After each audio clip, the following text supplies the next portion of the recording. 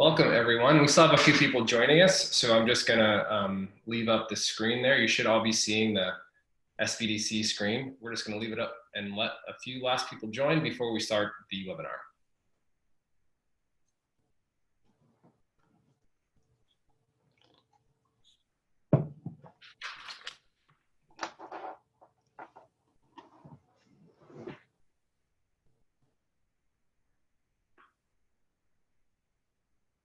Okay, so let's go ahead and get started. There's a few more people coming in, but let's go ahead and get started.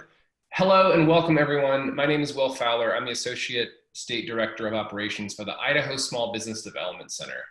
And we are gonna go through an hour or so of information on how to get capital to your business and the other kinds of incentive programs that have been created by the government to help your businesses stay alive during this COVID-19 unprecedented economic crisis that we're in at the moment. So what we're going to do, you may notice that you're all muted and you cannot unmute yourself. And that's just because it's a big group. And so I'm going to keep everyone muted. I'm also going to ask everyone to turn their video off. And if you do not turn your video off, I will sneak up in Zoom and turn your video off just to keep it focused on our subject matter expert and to keep bandwidth down for everybody.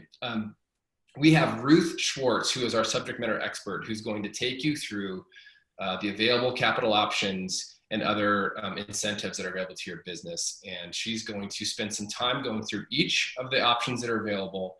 And then she's going to pre-address questions, commonly asked questions. And then at about the 30-minute mark, we're gonna open it up for questions for the whole group. Now, if you have a question, open up your chat box in Zoom.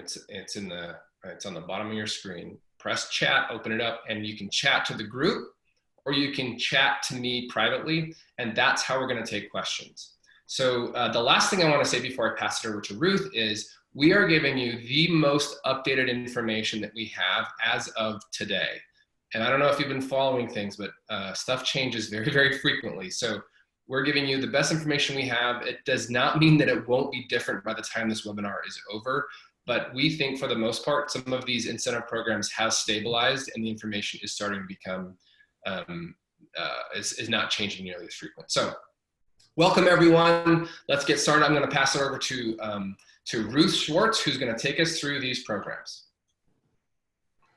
Good morning, happy Monday. Hope you're feeling refreshed. All the programs I'm gonna run through for you today are live as of today. There's no more waiting around, and some of these have been with us for a few weeks now. Just again, to add to Will's disclaimer, I'm an SBDC staffer. There is no secret information that the SBDC is gathering. This is all public information. And the only reason that I get to be here telling you about it is because I have paid attention to every document that's been coming out. And on top of that, because there's so much confusion, even in my own mind about what I'm reading on every document, I've had my ear to the ground on social media and the like as people are starting to take themselves through this process and what's really happening on the street. And that's the best I can do. I promise you that every day I learn something new about this. Every day I unlearn something that I thought I knew about this. And then there's people's experiences that are completely contrary to anything I may know. I'm gonna try and report on all of that stuff to give you the best that you can have at this moment. And we'll see where we get from there. I'll take you, my intention is to speak it, tell you the story about 4 programs.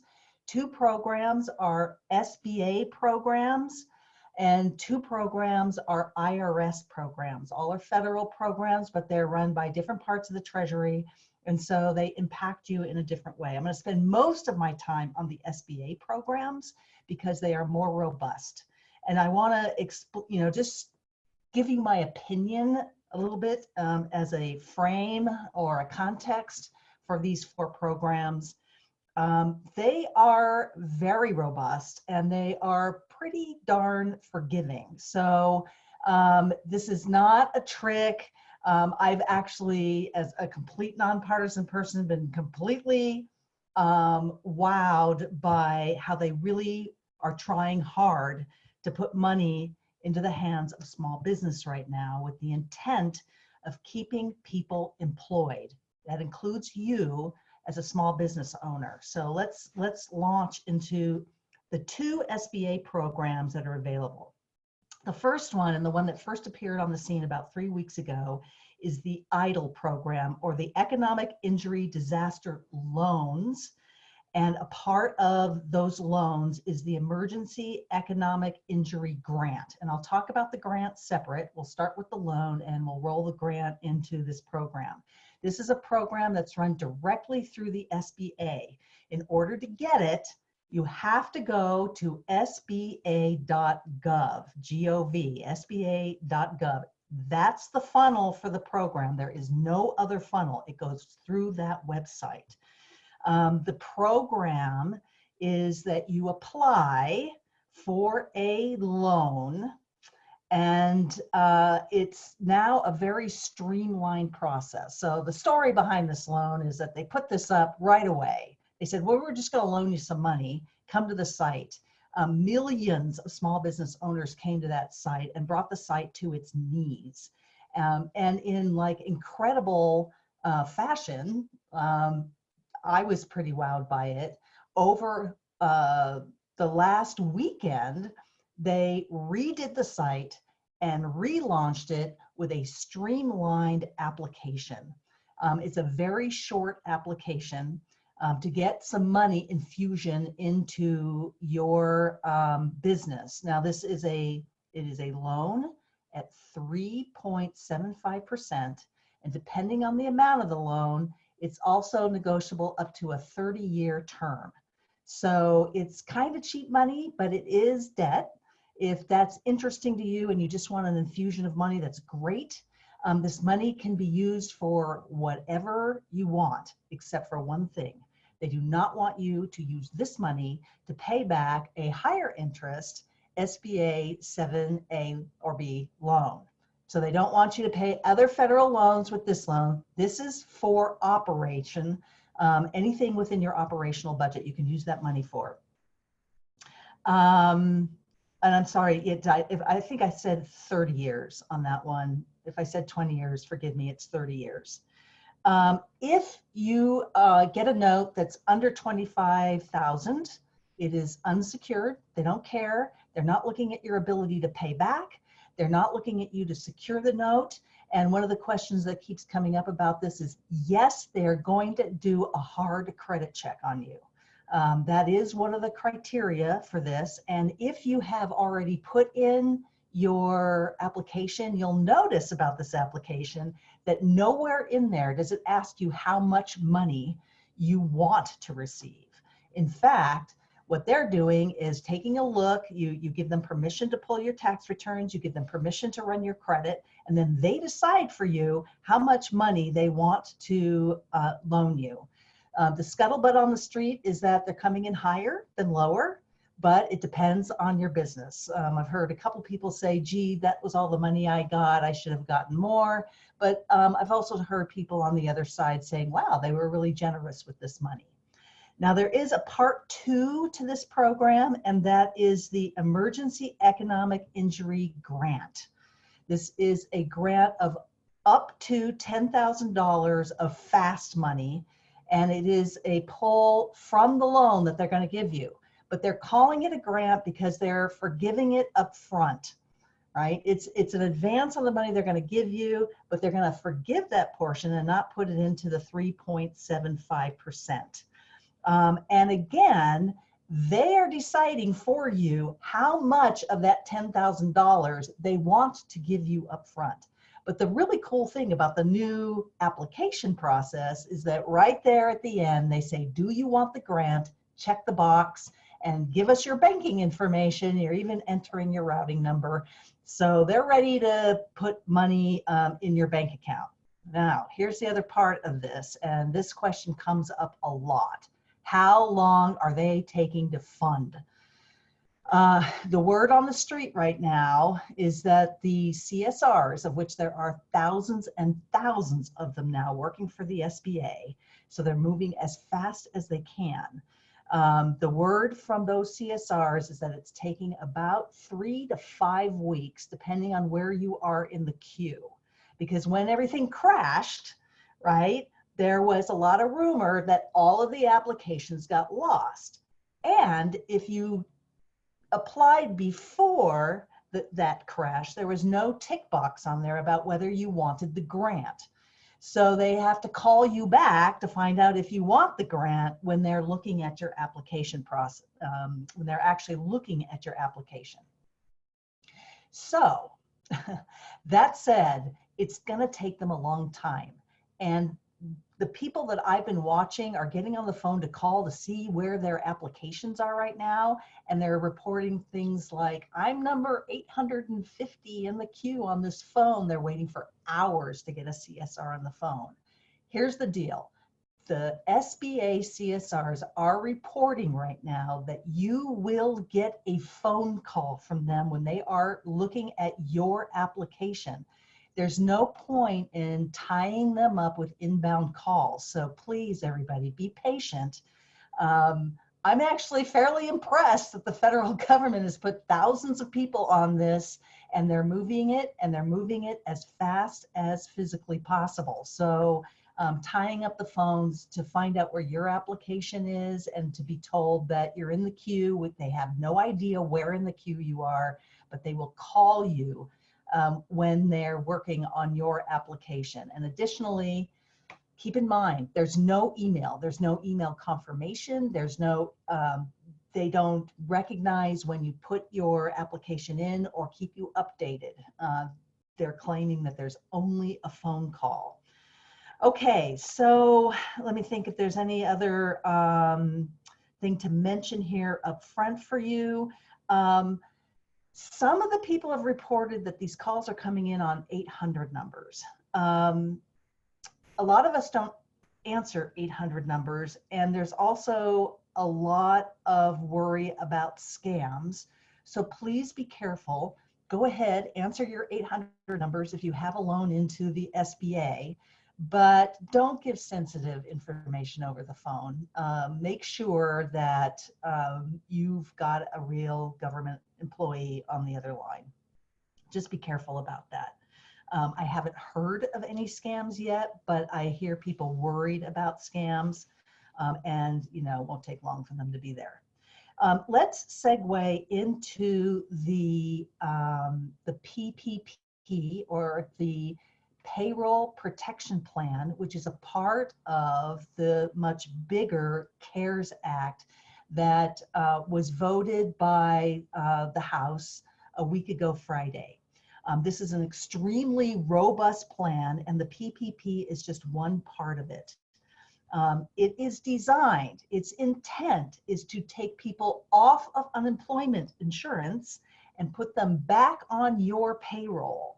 And in order to do so, they want to pay you, give you money so that you can keep your people on payroll. So as we go through this program, keep in mind that if that's the intent, and they're pretty generous with that, then you can answer a lot of these questions in your mind of, well, does it take people off of unemployment? Yes, then that's a part of the plan. Every small business, self-employed person, independent contractor, and this is true of the EIDL loans to the SBA too, you are all qualified. There's no limitation on that. If you are a Schedule C, if you are an LLC, if you are an independent contractor, any other kind of self-gig worker, anybody who falls into this category of self-employed people, you can get this note. And this is the way it works. It starts out as an application to a local SBA lender. What's really great with this is that you don't have to go through the SBA.gov website. There's not one conduit where they're trying to work as fast as they can. Now, the truth is that we don't know yet how, when the banks put in your applications, what the queue and how long that's going to take. We have no idea.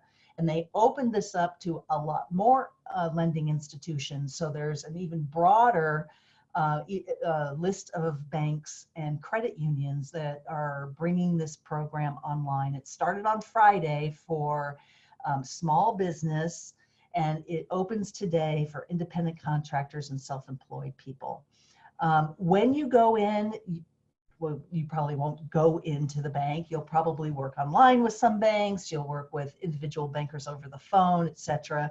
In whichever way the bank is choosing that, it's a streamlined 3-page application.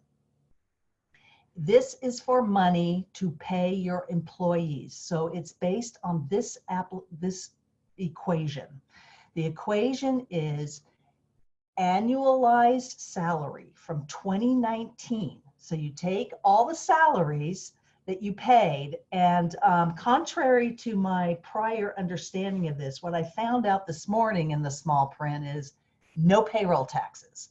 So you do not add your payroll taxes, but you can add every other type of compensation. So if there's salaries and commissions, if there's cash payments, tips, if there is any kind of vacation pay or retirement benefit or medical group insurance and the premiums for those, you can add the whole compensation package together. You can annualize it over your year, find your average monthly payroll and times it by 2.5. That's the amount they're going to lend you, period. It's the same for everybody. It's a 1% loan. It is for 2 years. Now, if you meet the criteria, you can get this loan forgiven. So here's the criteria. From the moment that you get your approval for this loan, you start 8 weeks ticking off.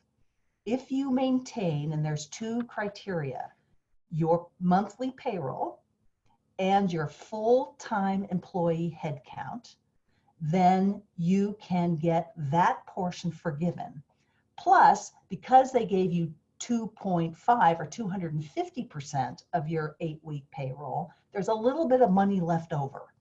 With that money, you can pay payroll, you could expand your payroll, you could do whatever you want with that money actually, but also allowable into the forgiveness is mortgages, rents, leases, and utilities. So if you pay any of those, you can also get up to 25% of the loan forgiven for those very specific payments. But you have to maintain your full-time headcount and you have to maintain your payroll. And if you don't, that's okay. It's just a 1% note over 2 years. So you can use this money for anything that you want except paying off another federal loan, like another SBA loan, just like the EIDL, but you can spend it on anything else you want operationally, but you just have to be very clear about how you're going to calculate and ask for the forgiveness. Now, somewhere after that 8-week period, which right now, this application for the PPP is open until June 30th. So after June 30th, after the 8 weeks, right, there's going to be a reapplication process. We have no idea what that looks like. I'll bet you the banks hardly know what that looks like, but there'll be a reapplication where you come in and prove that your payroll with possibly mortgage, rental, or utilities meets the criteria, that you've kept your levels up, and that you want that part forgiven. Now, here's the really cool part of this. Again, another really forgiving part.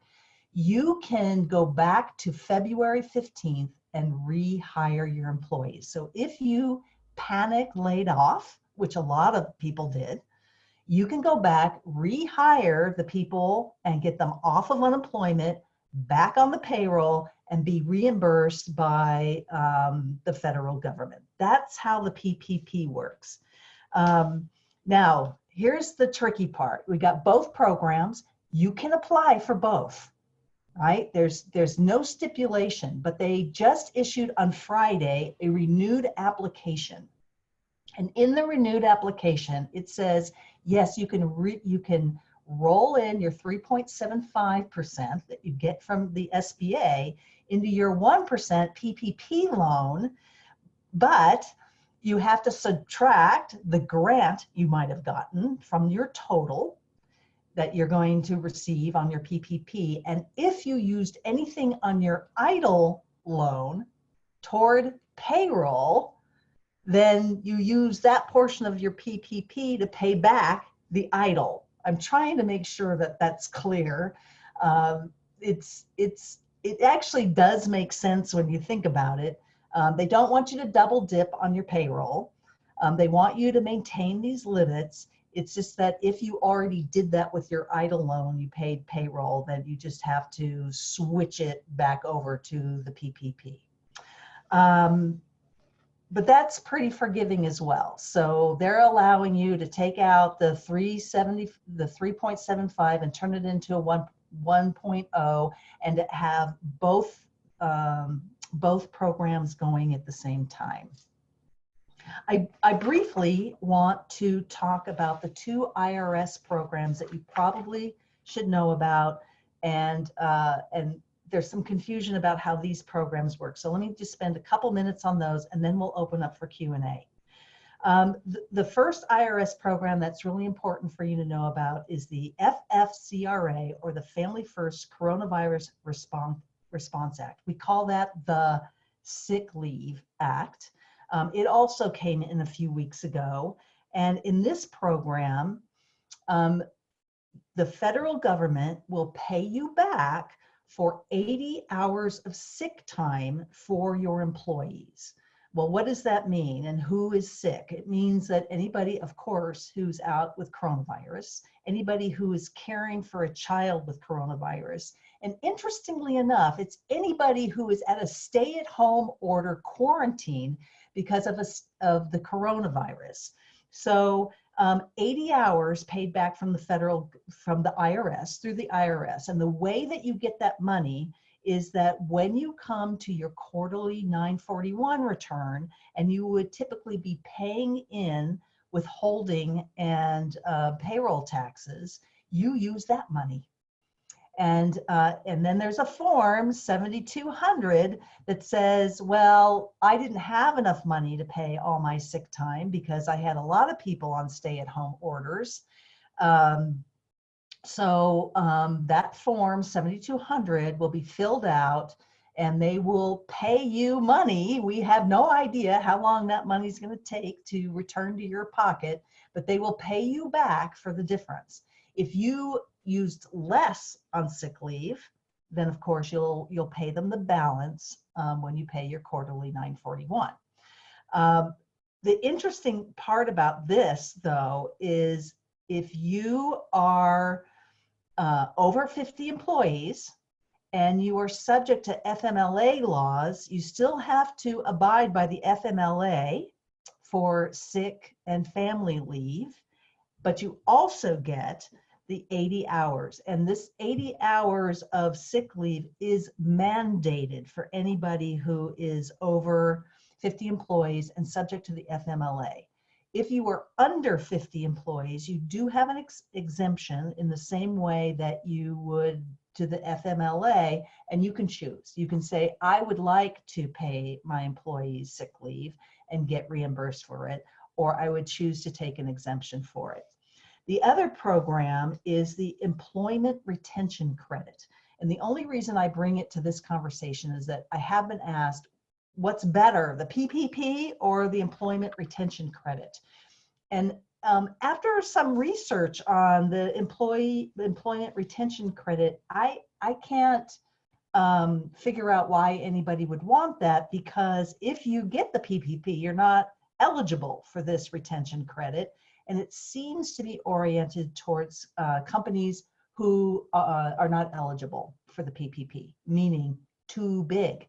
Not if you are if your NICS code takes you out of a small business designation, then you are eligible for the employment retention credit, which is a pretty good credit. It's up to about $5,000 per employee. So you should look at that. One other thing that I do want to mention before I open us up for questions is that even though they are counting head count and your payroll amounts, it does not matter who you employ. It doesn't matter if you bring the same employees back in. It doesn't matter. They're not going to look at the granule, head count. They're not looking at the names on your payroll. There's a single metric that they're looking through with the SBA. And with that, I think I'm ready to open this up for questions. How are we doing here, Will? Lots and lots of questions. Yay.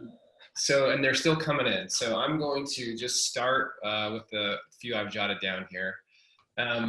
One is, are the banks, and you may have covered this, but it's not worth saying again, are the banks using similar or different requirements for the PPP application?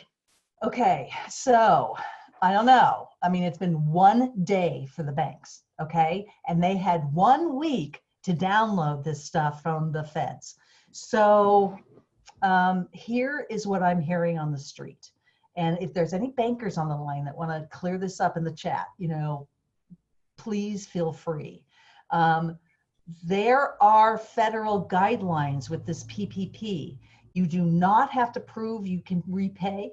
You do not have to collateralize. You do not have to have your bank accounts at the SBA lender. And these are all things that are being thrown around that banks are saying that's their prerogative.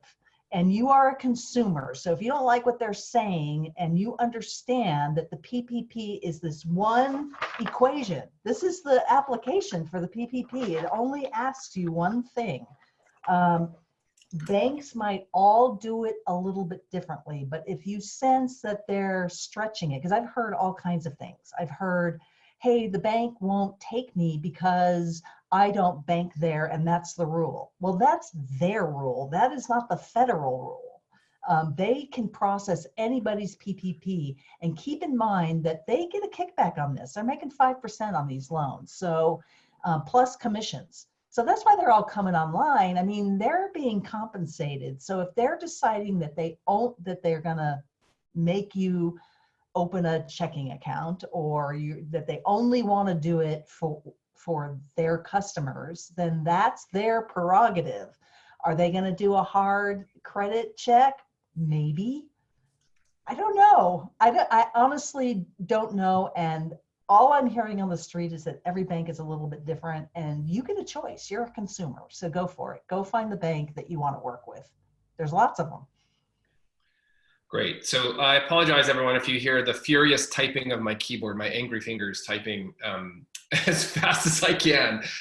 There's another question coming in. I'll try to mute myself next time. There's another question coming in here that comes up a lot, which is, if we pay our employees as independent contractors instead of employees, can we still get the PPP?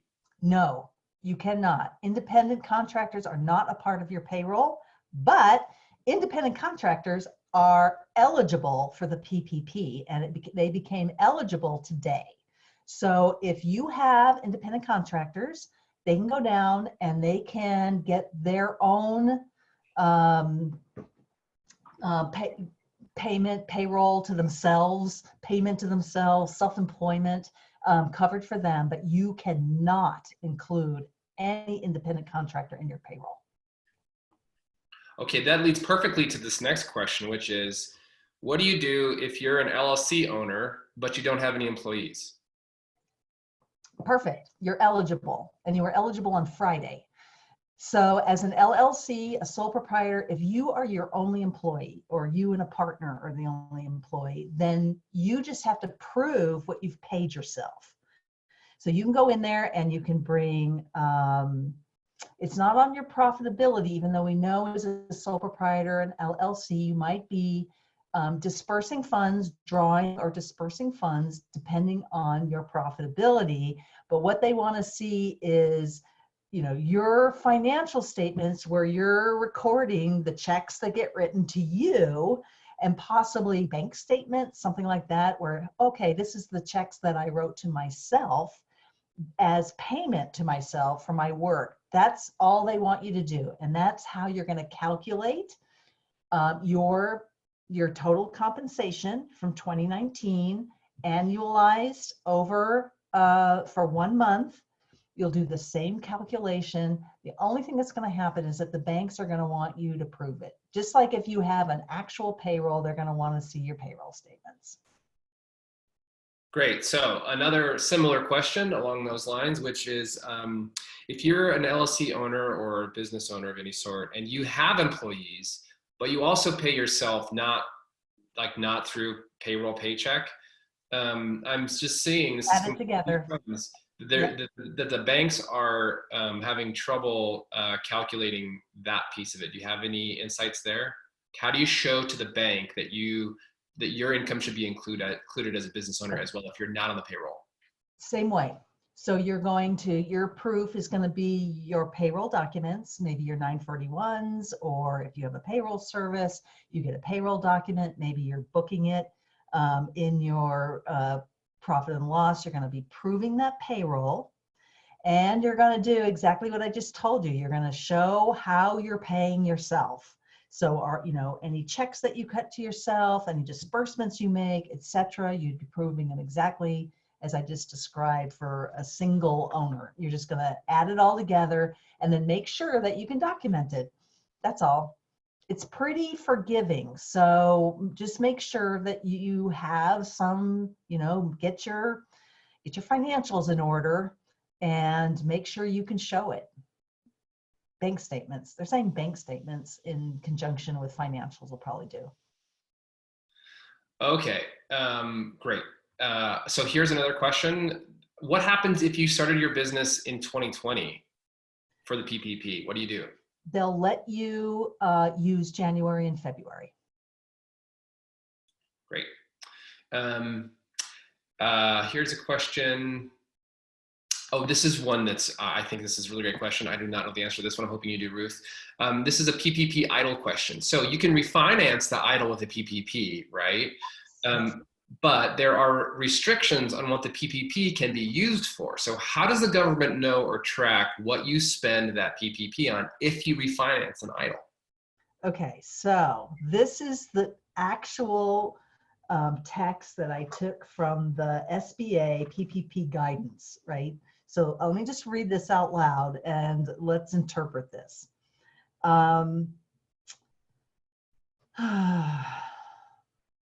And if you get the grant on top of it, we have to do that as well. So the equation for the PPP plus the EIDL, if you get loans after 4/3. So if you got your loan from the SBA before last Friday, you're kind of home free. They don't care. Go apply for your PPP because there's probably not any crossover. But if you are now expecting to get your EIDL loan, the equation is your monthly payroll 2.5 times 2.5 plus the EIDL minus the advance, and that's the loan request. And then, let me find it exactly. If the borrower received an EIDL loan, you may apply. Okay, if the EIDL was not used for payroll costs, it does not affect your eligibility for the PPP. If the EIDL loan was used for payroll, the PPP loan must be used to refinance your EIDL loan. Any advance on the EIDL will be deducted from the loan forgiveness amount on the PPP. So if you already got the money up front, they're not going to give it to you again on the back. That's why that equation is minus the grant, whatever amount you get on your grant. Okay, so let me repeat this because I've been reading this stuff like every day and it gets interesting. If the EIDL loan was used for payroll costs, The PPP loan must be used to refinance your idle loan. Any advance will be deducted. So they just don't want you to double dip. They'll put them all together in one loan, and then the litmus of headcount plus payroll still applies. That's the way I'm reading it. So what I'm hearing then is that, like, if you refinance your idle, they'll forgive the amount that's placed towards payroll, and what's left over can be used in the same way you were using the idle, but you're going to pay 1% interest on it instead of 4%. Is that correct? Yeah. Okay. Yeah. And you still, whatever the total amount of the PPP, you can still get the same amount of forgiveness. It's just that you're rolling that idle into it as well. Right. Okay. Is there anything that's available for agriculture or farming businesses? No. With these programs, I'm hopeful. I'm so sorry to say this, but I remember that. I'm going to double check that one. But I remember that from the very beginning that ag is left out. Do you have any insights on why they did that, or what's going to be available for ag and farmers out there? We know that they're going to feel this, or already are feeling this. I don't know. Okay. I'm going to go dig back into ag. I'm assuming that the question came because you saw that as well. But yeah, ag is left out of this for some reason, but I'm going to double check that. Okay. Okay, here's a question on the Sick Leave Act, or the sick leave tax credit. If you are a business owner and you need to stay home because you've been exposed to COVID, and so you're home for the quarantine period, can you use the Sick Leave Act to get tax credits for yourself? Only if you're on a 941. So if you're paying yourself as an employee of the organization and you use sick leave to stay home, you can be reimbursed for that sick leave through tax credits. Is that right? Exactly. And it's coming straight off your 941s. So if you're in that, if that's the way you're paying yourself, it works. If that's not the way you pay yourself and you're, taking draws, or, it's not like the SBA program. This is an IRS program, and they're going to pay you back through that 941. Now, I could be wrong about that, but there's nothing on the 941 for you to claim it. So I don't see how that would work. Okay. Another question. So the great news is that we're all kind of crowdsourcing what's happening right now, because Ruth and I have not been to the banks. We only know what's coming out from the programs. And so we're getting some information on chat about people's experiences with the banks. And one of them, know it. Right. And one of them is that banks, at least certain banks, are absolutely not letting these business owners include their owners' draws to calculate the PPP. They're only letting them use their actual employee payroll. Do you have any information there? They're wrong. They just don't understand it. I'm not sure how many of you are reporting this, but is it banks or is it your bank that you went to? Because this is a hard thing for them to wrap their head around. They don't have to collateralize. They don't have to worry about whether you can repay. It's for independent contractors and small business owners and gig workers. They have never loaned money to these people before, right? So I understand they're having a hard time wrapping their head around this, but I sense that there's just a lot of misinformation at some banks. And so if you went to a bank that says, no, you can't do this, we have all of these docs for you on a page we're going to send you where you can download the information that we're using. You can take it to your bank and you can get in an argument with them if you want. You could prove the point, yes, it is included. Or you can go to another bank. I can't, I don't think that we at the SBDC can solve this. It must be very, very confusing for them. That's Right. I just want to say this is all new for the banks as well. It's a brand new program, so there's bound to be some slowdowns. Banks are not known for being very nimble, and we're asking a lot of them to figure out how to do this new kind of lending. And so we're just a few days into it, so there's definitely going to be some mistakes made and some misconceptions out there. And I one of think the things so. you can do is download these documents and take them in with you. That might help the bank understand what they're supposed to be asking you for and what's acceptable. Yeah. Okay, here's another PPP question, Ruth. What if you're a seasonal worker? How do you do that? How do you factor that in and apply for that? Or you have seasonal Well, employees? seasonal employers have an option.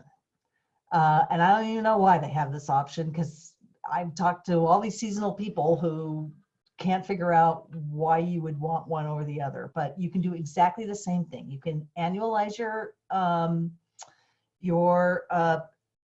payroll over 2019 and come up with a monthly rate and use that monthly rate. You can also use the period of February 15th to June 30th, because that's the breakdown months of 2020. So they're like, well, you can just use those months. I haven't been able to figure out why those months would work for most seasonal companies. If you're a seasonal company and that makes sense to you, then go for it. You have the right to choose, but you can use all of 2019 just like anybody else. In terms of head count, you can annualize your head count, your full-time head count as well. Even though you might not have that head count in that 8 weeks. So annualize your head count, your full-time head count, annualize your salary, and we have until June 30th to apply for the PPP. So the solution that a lot of seasonal people are coming up with is delay. And you know what? I mean, I guess there's this like drawback that maybe they're going to run out of money by June, like, I don't know. That's a crystal ball that none of us have. But on the other hand, skip April for sure. Like with all this confusion, just, plan to get your application in maybe in May or June, especially once the dust settles. It's good for you. And then you can start your 8 weeks later, when you actually will need the money, and you can maintain that head count during that time. So that's the solution that has been coming up most regularly for seasonal employers.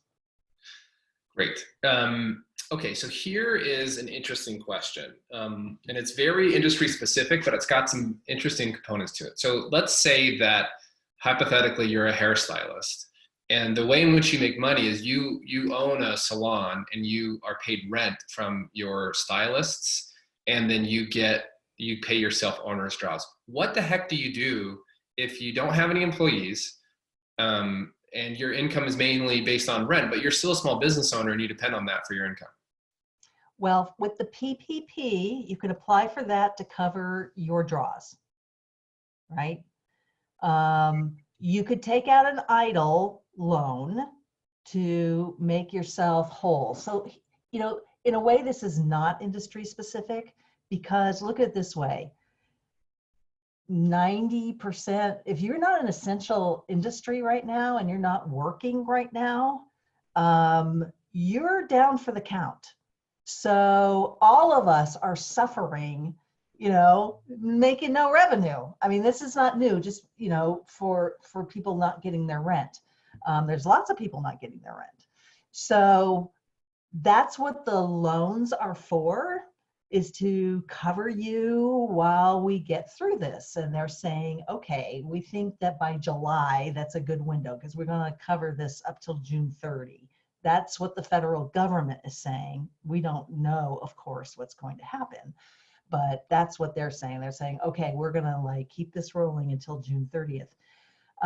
So yeah, the PPP is designed to cover your draw, and actually, it can cover anything you want. It's just that the draw is what's forgivable, right? You can take the rest of the money at 1% and pay it over 2 years, like whatever that equation is.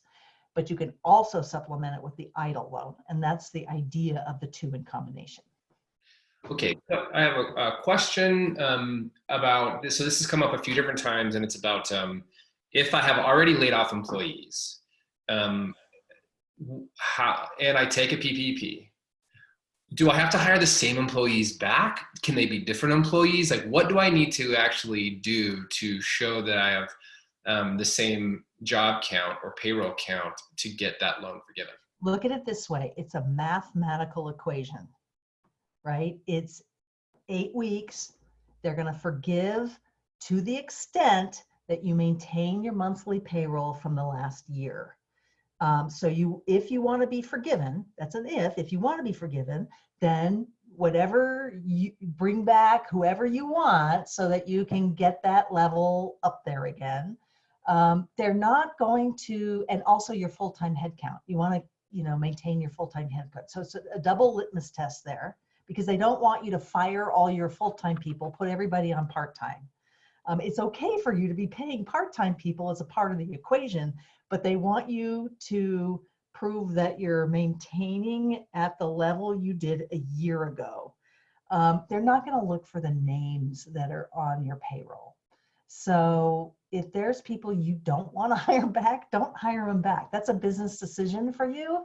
But if you want to be forgiven on the note, think of it as the math that they're going to be looking for. And what's the timeline? So like when do you have to have those people, or when do you have to have that math equation set right? What's the date there? Well, it starts when you get accepted on the PPP. So when you get accepted, start the countdown of 8 weeks. Okay. So if you get accepted today, which is unlikely, but if you got accepted today, it would start 8 weeks starting today. And if you like what I was talking about, the seasonal worker, let's say you put in and got accepted June 1. Well, it starts 8 weeks starting June 1.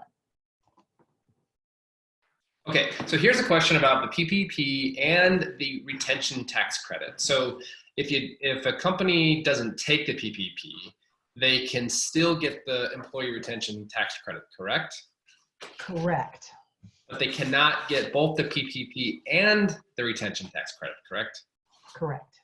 Okay, so then along the same lines, this is similar, but it's a little bit different. If you are applying for the PPP and you have had employees that have already been laid off and have already taken unemployment, would that disqualify you in any way if they've drawn on unemployment? Nope. The idea is the federal government wants you to pull them off the unemployment rolls. So whenever you do it, they want to make it so that you'll do it as soon as possible. And this is one that comes up a lot as well. What if my income, so I'm a business owner and I'm the only one on the payroll, so I'm gonna use my owner's draws to get the PPP, but business wasn't so great last year. It was down for whatever reason. And really it should be more this year. What do you do? It's based on your salary and your head. The PPP is based on your salary and your head count from a year ago. So it is what it is. It's a one-line equation, and it has nothing to do with your profits. It really doesn't. What if you are an essential business and you still have to work right now, but business is down because the economy is starting to slow down significantly? Can you still apply for these things even though you're still working, you still have income? Absolutely. Great. Absolutely. Yes, and yes. The same thing applies to you if you're working, if you're essential. Absolutely. And just keep in mind that when you hire people back, let's say you hire people back and you got nothing for them, there's no work, you've shuttered your doors. You're, like think food business here, like you've shuttered, and I know a lot of you out there, there's no business for you right now. Doesn't matter. Doesn't matter. You put these people back on payroll, you send them home to sit home and stay in place, and the federal government will still use the same equation to pay you back so that you can pay them. So Ruth, here's one that I think you probably have already covered this, but it might be worth saying again, because it's what is on everyone's mind. How long does it take to hear back for EIDL versus PPP? What should businesses be expecting in terms of just knowing if their application's been approved or not? Unknown. I am so sorry. I know from watching social media and watching thousands and thousands and thousands of people go through SBA.gov, getting their phone calls, that it is happening, right? The word also through social media is that that the CSRs there, when people are checking, it's like, stop checking, let them do this thing. That it's taking 3 to 5 weeks now to process them. They've got millions of businesses in there. So 3 to 5 weeks is their best guess right now. Maybe they'll get better at it. Maybe they'll get worse at it as more people apply. I have no idea. The banks have had a whole day on this thing. They don't even know what should be on the application yet. They have to turn these apps into the Gov. You'd think, I'm hopeful, that they're in the business of lending money and they have money and they can do it faster. But I have no idea. None. Zero. How long it's going to take them to process these. Nobody's been funded yet. So right. I think it's probably one of those crowdsourced pieces of information. We'll know when you all start knowing. And hopefully we can get that information out to everybody as soon as we get it. And my fear is that some banks will be faster than others. Yeah. Here's a question on somebody who has multiple businesses. So if someone has multiple businesses and they're going after a PPP or an EIDL, do they have to file a separate application for each business? It's all by EIN number. So one application per EIN. If you're working with a social security number, it's the same thing. It's one application per social security number. So, just know that, you can apply for both the PPP and the EIDL, and for the FFCRA if you have 941 in payroll. But if they're not really separate businesses, then only one, you can only do one. If they're truly separate businesses, then you can do for each EIN number. So here's a question that comes up a lot as well in different forms, and it's about credit. So both on the EIDL loan, the $10,000 up to $10,000 forgiveness portion, quick grant from the EIDL and the PPP, does your credit score factor in, like if you've declared bankruptcy in the past, if you have back payments, if you owe on any kind of a loan or child support or something like that, is that going to affect your chances of getting at least that $10,000, up to $10,000 from EIDL, and will that affect your chances of getting the PPP? Okay, different things. One, yes, they're going to do hard credit check on you. That's been reported consistently, that they're doing a hard credit check, especially at SBA. And I'm sure the banks are going to pull a hard credit loan as well. On the PPP, it says that you do not have to prove your ability to pay, nor do you have to have collateral. So it should be a non-issue, right? Will the banks think it's a non-issue? We'll see. It should be it's not criteria for the PPP. It is only payroll, right? Now, the SBA, the EIDL loans are not the same. So the EIDL loans, I don't even know what the equation they're using. Honestly, we know they're doing a hard credit check. And we know that they are coming back and telling you what your loan amount is, accept it or deny it. they are the ones that are saying, here's how much we'll grant you up front, here's how much we'll loan you on the back, and you don't really have a whole lot of say. There certainly is criteria for that. We're not privy to it. So I here, mean, unless there's somebody from the SBA out there who knows what that criteria is. they're not sharing it. We have asked, and lots of people have asked, and I can tell you that they're definitely not sharing it. No, they're not sharing it. Here's a question about what do you do? So this is a great question. So a business owner has applied for, I'm guessing it's the PPP, with Wells Fargo, and Wells Fargo told them to basically attend our webinar and figure out what they're supposed to do next. So my question is, if you've applied for the PPP through a bank, what do you do? What do you mean? What do you do? What do you do now? Just wait. You've put in your application? Application's in. Yep. You just wait. Yeah, I think so. Take up some yoga, watch some good movies. You know, I mean, I've been asked 1,000 times, how long am I waiting for my money? I have, you know, we just have no way of knowing.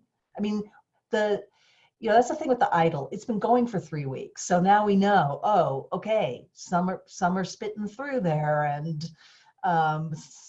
some money is being approved. I haven't actually seen anybody actually get their hand on money yet. I mean, I've seen approvals, but I haven't seen the actual cash coming through Treasury yet. But they have routing numbers and stuff. So I have a feeling within the week they'll actually have money spitting through for those people who have been approved. Because I think the CSRs keep saying, just watch your bank account, just watch your bank account. It'll be in there, you know, especially on the grants. The banks, I have no idea. Just sit and wait, let them figure it out. So everybody, we are just approaching the top of the hour. I did my very best to get as many questions in as possible. I know you still have questions. And if we could not answer your questions, here's what we can do. We're gonna send you a follow-up email after this. And the follow-up email will have a couple things. It'll have a link to a survey that'll ask you basically what's the thing that you need the most right now. We will have a recording either in this follow-up email or shortly after, a link to the recording of this webinar so you can rewatch it. And a lot of the questions I think came in from people who were typing or looking at something else or joined late. And I think if you watch from beginning to end, most of the questions will be answered. We're also going to send you a link to a special page on our website that has downloads and links for all of the special documents that Ruth was referring to today that maybe you can even bring into your lender to help them understand what they're supposed to do for you. So if you get that email and you go through that information, you still have questions, here's what I ask. We are working here for you. We are here to help your business survive during this time. So if you have a quick question about just something that you don't quite understand that's technical in nature that you want to get a quick answer to, please send an email to us. That's we can manage the email inflow better than the phone call inflow. If you have something that you need to work on in depth with a consultant, then please go to our website and request a consulting session, and you'll get either a 30-minute or a 1-hour session, depending on what it is you're working on, with one of our professional consultants who offer confidential consulting at no cost to you. So that's why we are here, is to help you.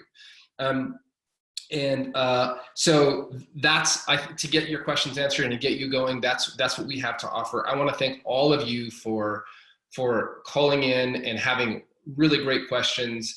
And I encourage all of you to apply for something that you learned about today. These are programs that are here to help you.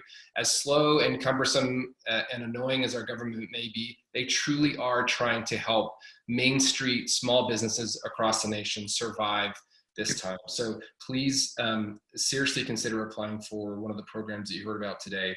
I also want to say thank you so much to Ruth Schwartz for just giving us so much great information and taking the time to really do the Q&A and get into the dirty details of some of these questions. Really fantastic. So thank you, Ruth.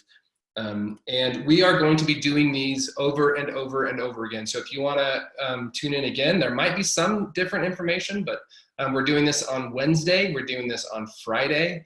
And so if you need to attend again, please do. And spread the word. We want everyone to know that we're doing this. We want everyone to get this information because it's really, really important that businesses know what options are available for them. So with that, I want to say thank you to Ruth. Thank you to all of you, and hang in there. Hang in there, and we will all get through this together. So thank you very much, and we'll see you next time.